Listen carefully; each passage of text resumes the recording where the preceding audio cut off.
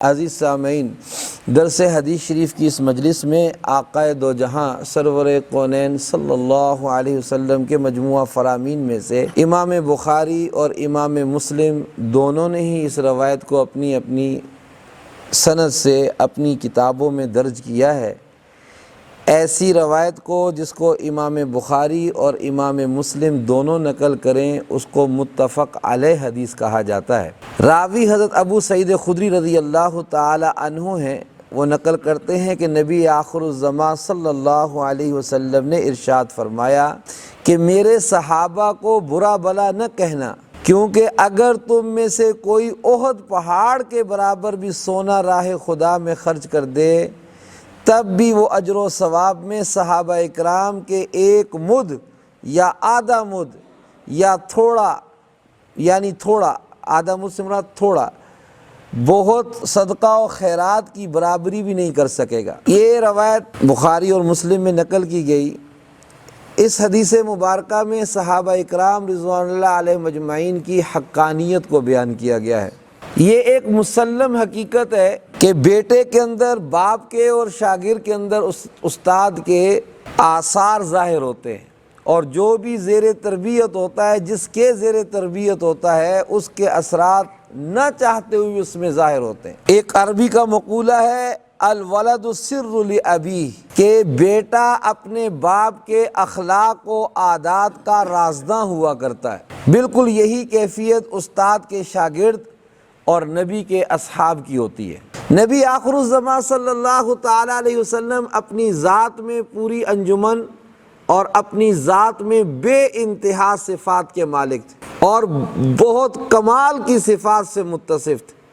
ہر صفت آپ میں کمال درجے کی پائی جاتی تھی۔ نبی مکرم صلی اللہ تعالی علیہ وسلم جس ماحول میں تشریف لائے، اس ماحول میں اخلاق اور کردار کے اعتبار سے بڑی زبوں حالی تھی۔ لوگوں میں اخلاق اور کردار کے اعتبار سے انتہائی سکون پایا جاتا تھا۔ نبی آخر الزمان صلی اللہ تعالی علیہ وسلم کی صحبت اور رفاقت کی برکت سے حضرات صحابہ اکرام رضوان اللہ تعالی علیہ مجمعین حضور نبی مکرم صلی اللہ تعالی علیہ وسلم کی صفات کو اپنے اندر سمونے لگے، اور پھر وہ حضرات صحابہ اکرام رضوان اللہ تعالی علیہ مجمعین حضور انور صلی اللہ تعالی علیہ وسلم کی صفات کا پرتو تھے۔ اس حدیث مبارکہ میں اسی جماعت کی حقانیت کو ذکر کیا گیا ہے۔ یاد رکھنے کی بات ہے کہ بعد میں آنے والا امت کے افراد میں سے کوئی بھی جتنی بھی محنت، مشقت، مجاہدات کر لے، وہ ادنا سے ادنا صحابی کے مقام کو بھی نہیں پا سکتا، اور ان کے مراتب عالیہ تک دسترس حاصل نہیں کر سکتا۔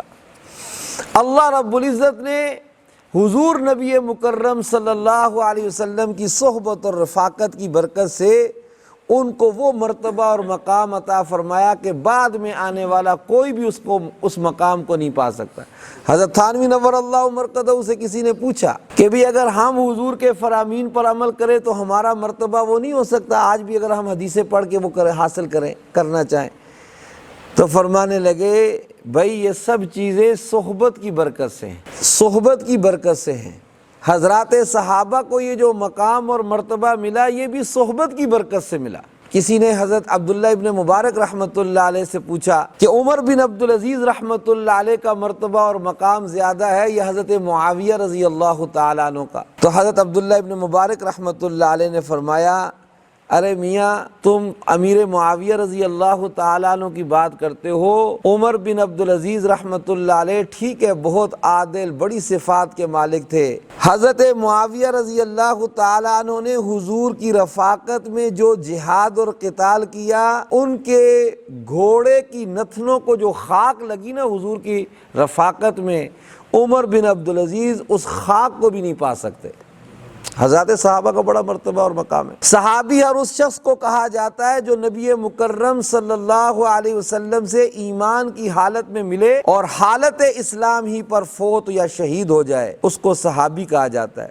صحابہ اکرام رضوان اللہ تعالی علیہ مجمعین کے متعلق بہت سے نظریات اور افکار ہیں، آج کی مجلس میں صرف ایک عقیدہ کو ذکر کرتا ہوں۔ صحابہ اکرام رضوان اللہ تعالی علیہ مجمعین پکے مومن ہیں، یہ اہل سنت والجماعت کا عقیدہ اور نظریہ ہے۔ اللہ رب العزت نے قرآن مجید فرقان حمید میں ارشاد فرمایا، ان الذین آمنوا وعملوا الصالحات اولئک هم خیر البریہ جزاؤہم عند ربہم جنات عدن تجری من تحتها الانہار خالدین فیہا ابدا رضی اللہ عنہم ورضوا عنہ ذالک لمن خشی ربہ۔ بے شک وہ لوگ جو ایمان لائے اور اچھے اعمال کیے وہ خلق میں سے بہترین لوگ ہیں، ان کا بدلہ ان کے رب کے یہاں باقی رہنے والے باغات ہیں جن کے نیچے نہریں جاری ہیں، جن میں وہ ہمیشہ ہمیشہ رہیں گے۔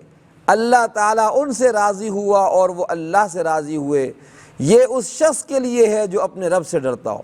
یہ حقیقت ہے کہ اس آیت کے نزول کے وقت اس کا اولین مصداق حضرات صحابہ اکرام رضوان اللہ علیہ مجمعین ہیں، جن کو اللہ تعالیٰ نے اس آیت مبارکہ میں کیا فرمایا؟ اولئک ہم خیر البریہ، یہ مخلوق میں سب سے بہترین لوگ، ان کی مغفرت اور ان کے لیے بڑے معزز روزی کا اللہ پاک نے وعدہ فرمایا۔ تو یہ عقیدہ کہ حضرات صحابہ اکرام رضوان اللہ تعالی علیہ مجمعین پکے ایمان والے ہیں، یہ اہل سنت والجماعت کا پہلا نظریہ اور فکر ہے۔ اس کے علاوہ 4 نظریات اور بھی بنیادی ہیں، وہ انشاءاللہ آئندہ کی مجلس میں حضور نبی مکرم صلی اللہ علیہ وسلم کے رفقا کے متعلق اس حدیث مبارکہ میں فضائل ذکر کیے گئے ہیں۔ اللہ تعالی ہمیں اس پاکیزہ جماعت کا ادب و احترام اور ان کی عظمت و رفعت اس کو ہمیشہ اپنے سینے میں سموئے رکھنے کی توفیق عطا فرمائے، اور اللہ تعالی دین متین کی جو بنیاد ہیں اور دین متین کے ساتھ جن کا ایک بڑا گہرا ربط اور تعلق ہے، جن کے بغیر دین اسلام کی بنیادیں جو ہیں وہ متزلزل ہو جاتی ہیں، اللہ تعالیٰ ان پر کامل ایمان، کامل یقین رکھنے کی توفیق عطا فرمائے، آمین۔